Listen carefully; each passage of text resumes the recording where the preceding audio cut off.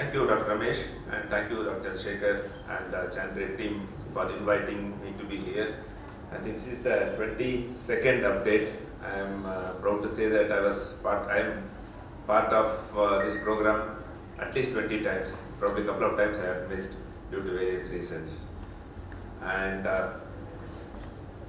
see, diagnosis is very important in the management of any disease, because unless your diagnosis is right, your management is not going to be right. So how do we diagnose rheumatoid arthritis? Based on clinical symptoms, the patient's history and relevant lab investigations. So if we look at this slide, the ACR ULR criteria of 2010 is very relevant, though it is a classification criteria. That the certain features, if you notice, that they are very important in diagnosing rheumatoid, help us to diagnose rheumatoid arthritis. They have given a lot of weightage to number of joints and small joints. So rheumatoid arthritis is an arthritis which affects predominantly small joints of the hand and feet, and it is a polyarthritis. So we need to think twice, thrice before making a diagnosis of rheumatoid arthritis when we have one or two joints only. And also a lot of weightage is given to anti-CCP and to a lesser extent rheumatoid factor positivity. So if any one of these two are positive at a significant titer, your diagnosis becomes much more certain. And inflammatory markers are given a smaller weightage, and if the inflammatory markers are totally normal, then again think about the diagnosis. And the duration is also important, because it is extremely difficult to make a diagnosis of a chronic arthritis when a patient presents to us with a few days of symptoms. The other diagram also shows the same thing, the involvement of the small joints of the feet, small joints of the hand over all other joints is very important. And it is also extremely important for us to diagnose rheumatoid arthritis early, particularly when the joint looks like this, rather than when the joint looks like this. So if the joints are looking like this, we have already missed the boat of the therapeutic window, where we have an opportunity to make a huge difference to the quality of life and the patient's outcome. And we also know that rheumatoid arthritis doesn't start all of a sudden in a day or two. So there is always a preclinical phase, and we have a genetic tendency, and the genes interact with the environment, and over time in a susceptible individual they develop systemic autoimmunity in the form of positive rheumatoid factor and CCP, which can predate clinical arthritis by at least 5 to 10 years. Then the symptomatic phase starts, where patients have some antibodies and vague symptoms, and then over time a classical rheumatoid arthritis develops. So what is the stepwise approach?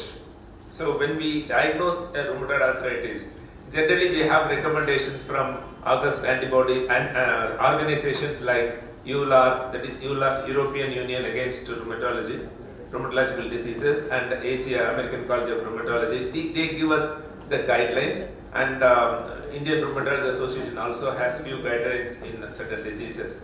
So once we make a clinical diagnosis of rheumatoid arthritis, if there is no contraindication to start methotrexate is the, as you all know, it's a standard first line therapy, and it says you can combine it with short-term glucocorticoids. If there is a contraindication to methotrexate, leflunomide and sulfasalazine are alternate first line disease modifying drugs. If the patient improves in 3 months, and if you are able to achieve the target is low disease activity or complete remission. If it is achieved, then we are going to continue the same treatment, and 1 or 2 years of continuing the same treatment, we can start reducing the therapy. That is a simplistic scenario. If the patient doesn't respond here, if the patient doesn't have any poor prognostic factors like very strongly positive and autoantibodies and high disease activity, early disease joint damage like erosions in the X-rays, and already they have failed 2 DMRDs. In this scenario, we are going to add biological DMRDs or JAK inhibitors like tofacitinib. In the absence of these factors, if the patients are not adequately controlled with methotrexate, we can consider combination DMRDs, or we can add leflunomide or sulfasalazine hydroxychloroquine. Again, the same way, if the patient improves, then it continues. If the patient doesn't improve, then we have to change the biological DMRDs from one class, from the same class or the different class. Now we have a lot of choices of medications. Apart from 4 or 5 conventional disease-modifying drugs like methotrexate, sulfasalazine, leflunomide, we have at least 5 to 6 different biologics which work on different mechanisms and couple of JAK2 inhibitors. So in this way, this is the classical stepwise recommendation from EULAR. This is what we follow most of the time. So if a patient comes to me, I would also probably consider starting them on methotrexate and maybe a short course of steroid. And if this is not possible, then we would consider this as the beginning, first drug, then move on in this direction. Because biological DMRD is a little more expensive, we would probably go here, methotrexate plus leflunomide or sulfasalazine before we come down to biological DMRD or JAK inhibitors. And tofacitinib has become very affordable, so in that way we can go to this fairly faster nowadays. So this is the stepwise approach. Is it enough? Is the question. Another organization, American College of Rheumatology, also has a recommendation. When it says if you have low disease activity, you can consider hydroxychloroquine over other DMRDs. We can use sulfasalazine. So sulfasalazine and hydroxychloroquine are generally recommended in a milder diseases.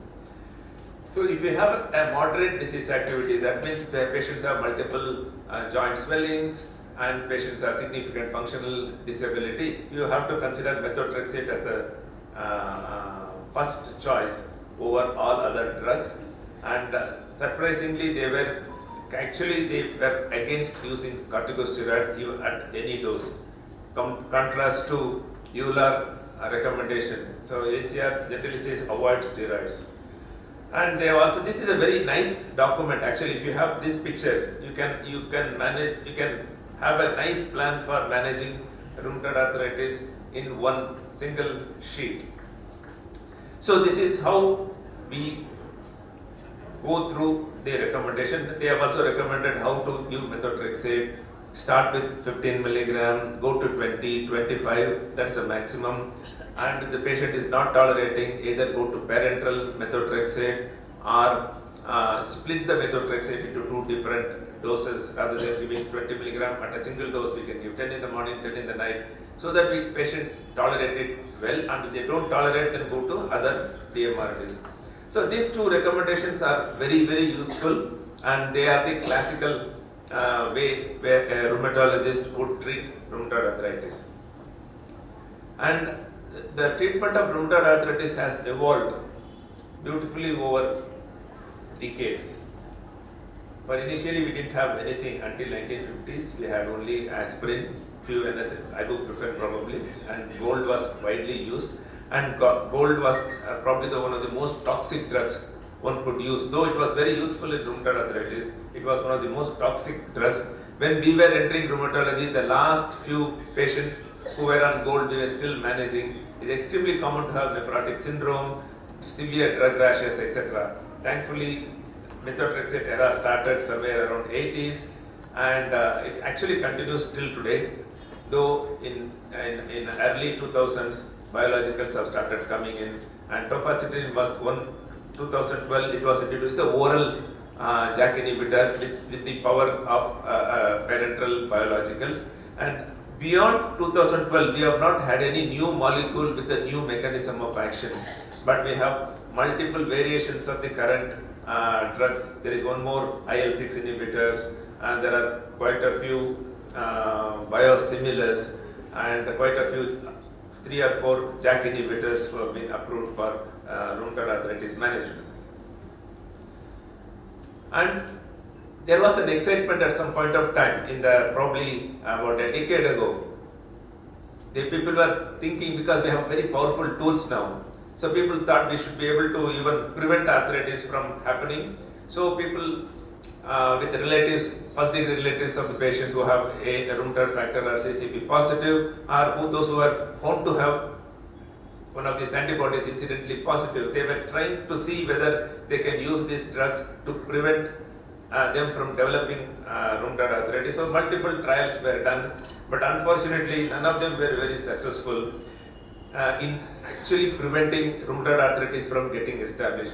So the current consensus is we are not going to probably prevent it from happening. We can't use it as a public health measure at this moment, and we have to probably start treating rheumatoid arthritis at the first sign of inflammatory arthritis. And another problem is we have now multiple choices. Contrast to the time when we entered into rheumatology, we didn't have much drugs. Gold was in the waning phase, and methotrexate, we were literally scared to use methotrexate. The maximum dose one would go is 7.5 milligram once a week, and sulfasalazine was there, and hydroxychloroquine was not available in India, only chloroquine was available. So we had not much of a choice except for using these drugs and using steroids, intraarticular injections, etc. Now we have a problem of plenty, and we get the information from the clinical trials, how effective they are. See, if you look at this slide, and it is placebo were not effective at all. When you use methotrexate is effective in about 40 to 50% of the patients who are already in established rheumatoid arthritis, and achieve kind of a complete remission is achieved only in 4% of the patients. And TNF, tofacitinib are marginally better than methotrexate, but when it is combined with methotrexate, biologicals combined with methotrexate, distinctly they were better, and up to 30% of the patients can get into a complete remission. So this information we have, but still we don't know which patient is going to respond to one of these drugs. So it is, at this moment, it's a trial and error. So I use methotrexate. If the patient is not better, depending upon the comorbidities, I choose one of these drugs. If they respond, it's very good. If they don't respond, we have to go to the other drug. So, and then came investigator-initiated strategic trials, like these are all the names of the trials, where they use high-dose steroids and very aggressive close monitoring of these patients. So aggressive treatment, particularly in the early disease, up to 80% of the patients can achieve a very good outcome. Almost no joint pain, no swelling, no early morning stiffness kind of a scenario, which is virtually clinical cure with the medications. But the same strategies in an established arthritis were better, but they are not enough. So a significant percentage of rheumatoid arthritis patients don't do well in spite of aggressive treatment which are available today. So we have to use one drug over the other to find out the sweet spot which can make a big difference to these patients. And there are a few other interesting things. So as I told you, clinical effectiveness of the drug is informed by trials. But how to use this are used by strategic trials. And even if you use methotrexate as the first drug, so all these colors are different drugs. So some patients can go on nicely for X number of months, and before they require another drug and another drug to achieve the remission or maintain the remission. The second patient would probably within 3-4 months they start requiring more months because they have inadequate response to methotrexate. So even if the standard stepwise approach is the first line starting strategy, but over time we have to keep tweaking it. It's not enough in most of the patients due to various reasons. Patients don't respond well or patients don't tolerate well. So if the patient, I can't go methotrexate beyond 10 milligram, then I will get stuck with 10 milligram methotrexate. I have to add a leflunomide, I have to add another drug to achieve a meaningful control. So this pattern says if you follow patients, my 100 patients over 10 years, I would have used 3, 4, 5 drugs to achieve a decent control over the disease. So it is not easy always. And the cartoon below shows, and then again, what is remission? Clinical remission, we all know there is no swollen joints, no tender joints, ESR has become normal, and patient has no morning stiffness. But currently the rheumatologists have become ambitious. They want to eradicate inflammation totally. They want radiological remission. They want normal MRI, normal ultrasound. Even they don't want to see any inflammation in the joints. And immunological remission is also envisaged. But achieving a clinical remission, see, assuming that second light blue is a clinical remission, in an early arthritis is very easy. Within months you can achieve a clinical remission, and with minimum drugs, only methotrexate.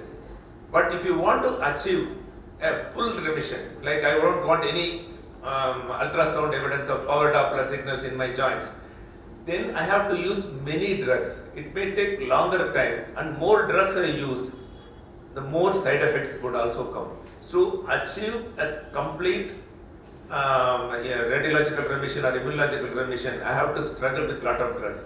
So probably it is ideal to achieve a clinical remission within months and try to maintain it with the same drug rather than trying to achieve a full remission. In an established arthritis, it takes longer time even to achieve a clinical remission. So longer you delay the initiation of treatment, it becomes extremely difficult to achieve even a clinical remission, and achieving a clinical remission takes this long. That means we are exposed to multiple drugs with multiple level of side effect profile. So for them, achieving a complete remission is almost impossible, but even achieving a meaningful complete remission is difficult. But if you have seen, low disease activity is much more easily achievable. So in these patients, people who have multiple established rheumatoid arthritis, difficult to control, disease of 5 years duration, you may be able to achieve a low disease activity in maybe a year, and it is maybe ideal to continue that rather than trying to achieve a complete remission, because that would require exposure to more drugs with higher risk of side effects. So this is the nuances and complexity of rheumatoid arthritis management. And is rheumatoid arthritis a single disease? Depending upon when the patient presents to us, it becomes it's a different animal. If an early arthritis, it's easy to control, as we had seen in the previous cartoon. Methotrexate monotherapy is enough in majority of the patients. But if it is an established arthritis of few years duration, methotrexate alone is not enough. So you will require quickly to combine with multiple disease modifying drug. The one favorite of us is methotrexate and leflunomide combination. Though there is a higher risk of hematological and liver toxicity, it's a useful combination. And many patients would require biologicals plus methotrexate. And late rheumatoid arthritis, that is beyond 5 years, 6 years, it is a different animal immunologically. The immune inflammation is much more deeply entrenched, difficult to get rid of. These patients would require DMRDs. They will also require biologicals. We may have to quickly change the biologicals to achieve the right drug. Surgery is very important in these patients. And also there are special situations like rheumatoid complications like vasculitis and ILD. They require specific drugs like cyclophosphamide, mycophenolate. We generally don't use it for rheumatoid arthritis management. But when it comes to rheumatoid vasculitis or rheumatoid severe sclerosis, I would use cyclophosphamide, sometimes mycophenolate and rituximab as a drug of choice compared to going through the systematic approach. Somebody comes to me with rheumatoid arthritis, 10 years duration, already has a scleritis. I will not go through the stepwise approach. I have to bypass a lot of these steps and go directly to one of these drugs. So individualizing treatment, what is the alternative? So stepwise is difficult, but it is still the most commonly used method. What is the alternative is precision medicine.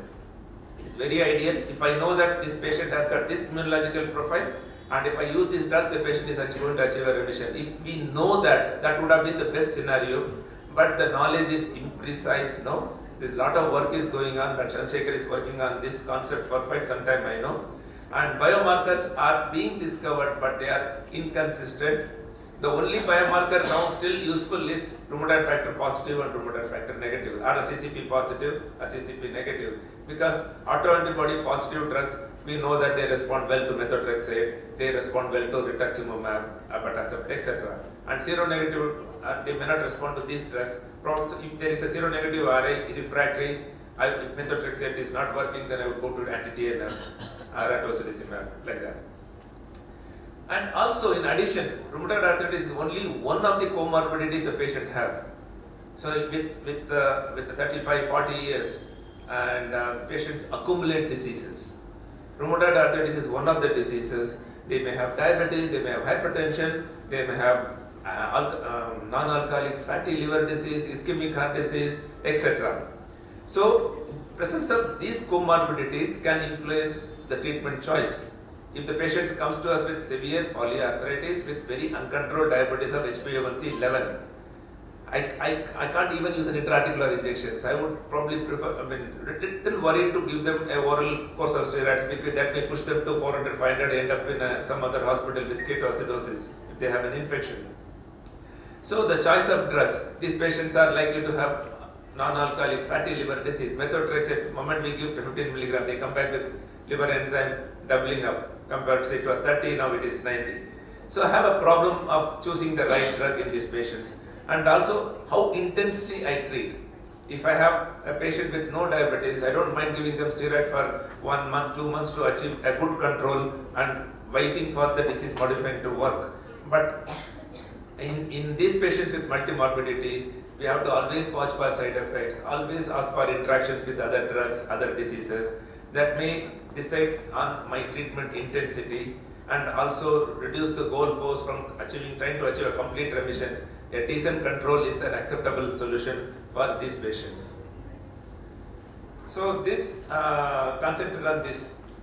Particularly patients have different comorbidities. I'm not sure how much it is visible from that distance. So people with different disease, people have a lot of subcutaneous nodules, methotrexate can be still used, but if there is a progressive nodulosis, consider other drugs over methotrexate. If you have lymphoproliferative disease, rituximab over other drugs. If you have heart failure, we need to avoid anti-TNFs and other drugs can be used over it. So the choice of drug differs depending upon which comorbidities you have. This is for biologicals. If somebody has a heart failure, so you can't use anti-TNF, you can use other drugs. If you have malignancy, better to avoid anti-TNF and JAK inhibitors, other drugs can be used. Diverticulosis, you have to avoid IL-6 inhibitors like tocilizumab and JAK inhibitors. Somebody has demyelinating disease, we avoid anti-TNF drugs, and so on and so forth. If you have, what is this last one? ILD is there, we would probably choose either rituximab or abatacept over anti-TNF. And also there are more things to RA management than only DMRDs. We are just focusing on disease modifying drug because that is the cornerstone of the treatment. Without DMRD, no RA treatment. But we also will require steroids sometimes to bridge the gap between methotrexate and the initiation of treatment. It takes 1.5 months for methotrexate to kick in. Until then, we may require an intraarticular steroids or oral steroid or intramuscular steroid. Some of the patients with multiple comorbidities like renal failure, we can't give them a lot of drugs. In that case, low-dose steroid becomes a standard of care.